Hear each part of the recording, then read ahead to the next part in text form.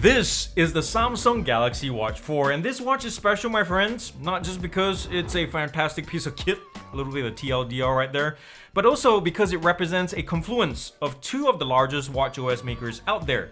Well, outside of Cupertino, that is, who for once have set aside their differences and they met up for a romantic dinner one night and said, hey, wanna get in bed after this and see where the night takes us and maybe have a long-term Oh, we're holding hands right now. That's nice, thank you.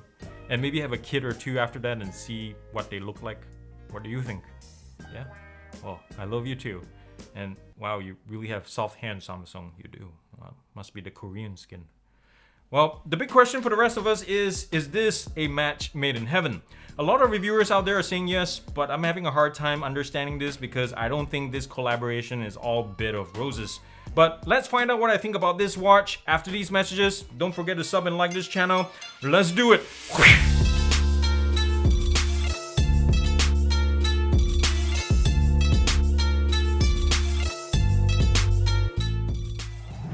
Alright, time to hit up the specs on this Watch 4. And this thing will set you back $250 if you go for the 40mm model. This one, if you choose LTE for that, that's $300. If you go for the 44mm iteration, that'll be $280 and $330 for the LTE version.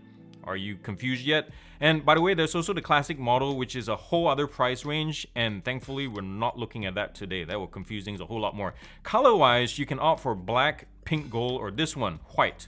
Well, you can't really tell it's white. That's the original strap right there. I just swapped it out with a customized one so it give you a better of idea how it looks like with another kind of strap. Green is actually a fourth color available too, but that's only on the LTE model. Running the whole show in the background is an Exynos W920. It's a 5nm dual-core SoC with a dedicated GPU. But in short, all you need to know here is this thing is powerful enough, especially when it's paired with the sufficient 1.5 gigs of RAM. And there's also 16 gigabytes of onboard storage in case you're wondering, and I'll talk more about that in a second. And one of the big news here is this is the first and only smartwatch running the latest Wear OS 3.0. The apparent love child between the Google Tizen mashup. You probably read in the news, or as I like to call it, Tigo. Now, let me bring this closer to you so you can see this better, but this come on, focus. This fantastic to look at, just to look at display is a 1.2-inch Samsung Super AMOLED circular piece. It's really bright and punchy, the colors, the blacks are blacks, really nice. And there's 4mm of bezels here, so if you're looking for edge to edge, you're kind of out of luck here. It's protected by a layer of Gorilla Glass DX Plus, which is nice and solid. There's Bluetooth 5.0, dual band Wi-Fi, GPS, the usual suspects, and there's also NFC even on the basic model, which you can unfortunately only use it with Samsung Pay for the time being. Water resistance is 50 meters or IP68 equivalent, and this aluminum casing and the entire build, guys, is solid. It's so well put together. Man, Samsung has this down pat, so you're definitely paying for that at the very least. Weight is really light, 26 grams, and thickness from the top of the screen here to the bottom of the sensor array is about 1 centimeter. Looking at the back cover right now, you can see this is like a smudge magnet. I just had to run my fingers like that, and so much grease is left behind, it's not even funny. This circular disc right here is the wireless charging coil. Inside of that is the receiver units for the sensor array, and right here in the middle is the sender, so like heart rate and such like that. There's a little pinhole at the top here. Can you see that? I'm not sure what that is. Could be a temperature sensor for all I know. Barometric sensor is right there, that little pinhole right there. And over on the side are the home and back keys, home and back right here. And they also serve as a bioelectric impedance contact point. So to measure like BMI, body mass, muscle mass and such, you hold these down, or not hold it down, you just touch them and it'll send a current through it to measure your BMI, which is nice. There's a light sensor somewhere at the top here. Can't really see in this lighting, but it's there even on the basic model. So this whole sensor array back here is called the Samsung Bioactive Sensor Array. It's really comprehensive. And I'll tell you what, in terms of comfort with the smooth convex shape of the sensor array, this whole panel right here, and the lightweight and the comfortable strap, the OG one, I can wear this watch longer than even what the battery allows me to.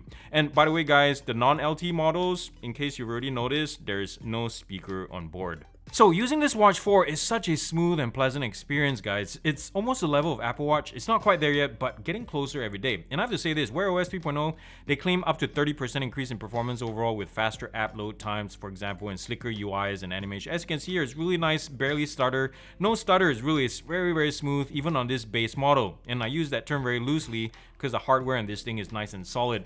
Everything is where they should be, even though it's Wear 3.0, you know, they said there's a lot of things from Samsung. But in terms of in the background customization, there's a lot more Samsung in their hand in it. But overall, everything is where they used to be in terms of Wear OS. Now, that being said, I am hard pressed to find the performance gains between 2.0 and 3.0 because let me do this. I'll launch Google Maps here. And it takes about 1.5 to 2 seconds, which is really nice and fast. But guess what? The Wear 2.0 equipped TicWatch E3 launches it around the same time. Now, battery life is also improved on Wear 3.0, but again, I think that's down to optimization. That being said, I've consistently gotten about 1.25 to 1.5 days of battery life, which is the same as the TicWatch E3, which has Wear 2.0, as I mentioned earlier, and coincidentally, the Watch Active 2 that I tested exactly a year ago. So for example, activity tracking with GPS and heart rate sensor going for about an hour will sap about 12 to 15%. That's quite significant and something to bear in mind. The digital scrolling bezel is still here. It's smoother than before, but I still don't like it because half the time my fingers are covering the screen and I can't see what's going on. I still prefer the physical bezel on the Classic. Now, in terms of physical activities for tracking, let me bring this up, and there's tons here, up to 90 physical activities, and you can add more from the phone. But that being said, as a little side note, I wonder why manufacturers don't add tracking for certain bedroom activities of the, you know, more romantic, amorous kind, if you know what I'm saying. And by the way, since the watch doesn't have speakers, it goes without saying too that listening to media requires something like wireless headphones, earbuds, or speakers. And you can download music, by the way, through say a premium account on Spotify, download it onto the watch and listen to your devices that way. Or you can upload or download music into this with your File app and then listen to tunes that way as well. Is it me, or has the Galaxy Wearable app gotten a new look? I really like it. Dark mode and large icons front and center, and I think that's great for users who want simplicity and just to quickly customize their watch faces, for example. And here they are. You can customize pretty much every single watch face and download more as you need. Set up third-party tiles right here, or some people like to call it widgets and cards or whatever it is, rearrange them. And app settings as well, what each of the apps do, and also reorder them within the watch itself if you like, and you can do it here in the app. Or also change up the quick panel for shortcuts to device settings that you may or may not need. You can take them off, rearrange them, whatever you like to do here. And if you want a deeper dive and mess with more granular functions, watch settings is where you want to go. You can play with things like display settings, and by the way, if you turn off things like always on display and other kind of wake methods and other kind of things like that, it will net you longer battery life. And back out here under advanced features, you can reconfigure what each of the heart buttons do, for example. Now, one of my favorite bits right down here at the bottom of each screen is if you're ever lost or among the menus and items or can't find what you're looking for, the app will give you suggestions with direct links down below. And half of the time, this thing has really helped me. I don't know how it guesses, but it really can. And usually at the top of each screen too, you can search for them by hashtag, so that's pretty powerful if you ask me. It's better than Wear OS app itself. And say what you want to say about Samsung itself. Let me go back to watch setting.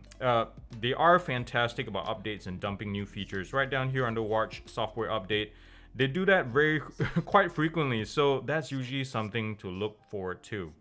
There are issues, of which I'll be talking about in a second, but this whole Wear OS and Tizen combo is better than I expected, such as access to the entire Google App Store now, more third-party tiles, or cards as I like to call it when you swipe between them from the home screen, and app switching by double tapping the top button right here, which also means that apps can work in the background as needed, like navigation or playing music or activity tracking. Samsung has continued to improve the tracking and measuring capabilities of the Watch 4, as well as the frequency of certain readings, like the number of times it reads per hour your heart rate, while sleep tracking, for example, without taking too much of a hit on battery life, if not at all. And by the way, if you're curious, in terms of accuracy, I took this on a 5-mile hike and my heart rate was about 6 to 7 beats per minute off compared to manual testing. Distance was off about 3 to 4 meters per mile, and Barrow ranged between 8 to 15 meters out of the actual elevation on a clear day in a lightly forested area, which means it's about right for this kind of watch. We're definitely not talking about Strava or Kuros level of accuracy here. I really like the design of this thing. It's tight, it's cohesive, it's simple yet functional. Yet almost everywhere I went, curious people were like asking me what watch is this, and even Samsung owners were like, "Hey, is this the new one? Can I touch it, please? Can I touch it? I love the strap, man." And I really do love the strap too. And the back, I love the integration of the sensor array, the smooth integration between the battery case and the sensor array. It's so comfortable to wear and it looks amazing at the same time. Small thing, but the watch faces are some of the best I've seen in a while. No kidding. Nothing looks like it's been made by a person with absolutely no artistic experience. While the colors and customizability and the animations, they make me want to swap out a new watch face like every couple of days or so. I wish there was some kind of randomized feature built in for the watch faces. So Samsung, if you're listening, next firmware update maybe. Finally, getting 1.5 days out of the battery doesn't feel like a fight anymore, because previously I had to resort to drastic measures. You know what I'm talking about. You've done this before too, like disabling always on display or deactivating notifications altogether. You know, like turn off this, disable that. And now I'm glad I can just now trust the watch to get me through to the next day, like easy. But that said, battery anxiety is still a problem, especially if you're active using activity tracking or GPS a lot. Like for example, if you're going on a 10 to 12 mile hike up in the mountains or in the woods somewhere, you better be sure to leave the parking lot, and I'm not saying the house, the parking lot, with at least 90% battery life. Because I ran into one instance like this where I started a 3-hour kayaking trip with about 67% from the parking lot. The watch shut down like 3/4 of the way through. That was no fun. Remember I said I had issues with this whole Google Tizen combo? Well, I had hopes initially that it would be something like a new unified OS in terms of look and feel and design and user experience, kind of like what Android 12 and the whole Material U will be offering. But no, I didn't get that, because after using the Watch 4 for like 20 minutes after powering on, I realized the user experience was very similar to using a Samsung phone. It runs Android, sure, or Wear OS in this case, but has a Samsung skin slapped over it and tons of its own apps pre-installed. And now I know this is Google's and Samsung's first outing together. I understand that. So my hope is in the next version we'll have something more revolutionary rather than evolutionary. Another thing I don't appreciate is how Samsung locks out Google Assistant and Google Pay, therefore forcing users to use Samsung Pay and Bixby. And worse yet, the ECG and blood pressure features only work with Samsung phones and Samsung Health combined. And why the sensors themselves are locked out from other apps even when you're using a Samsung phone? That's just off, man. I wouldn't want to be a developer here. And it kind of reminds me of the previous models before the collaboration. And also kind of reminds me of certain marriages when one of the party does not want to let go of their independence. Does that sound familiar? One of the first things I'll suggest you do when you set up your new watch is install the Google Gboard keyboard. I mean, come on Samsung, why is the default keyboard a T9 layout? It's slow, cumbersome, and archaic, and it also gave me a heart attack because when I first saw it, I was like, I don't know how to use this. So here are my final thoughts. This is the best Galaxy Watch series Samsung has ever made, no doubt, and its features are vast and it will satisfy any Samsung fan or any techie out there, and the screen is one of the best available and its tracking abilities too are good and consistent. I'll say it just keeps getting better and better with each iteration.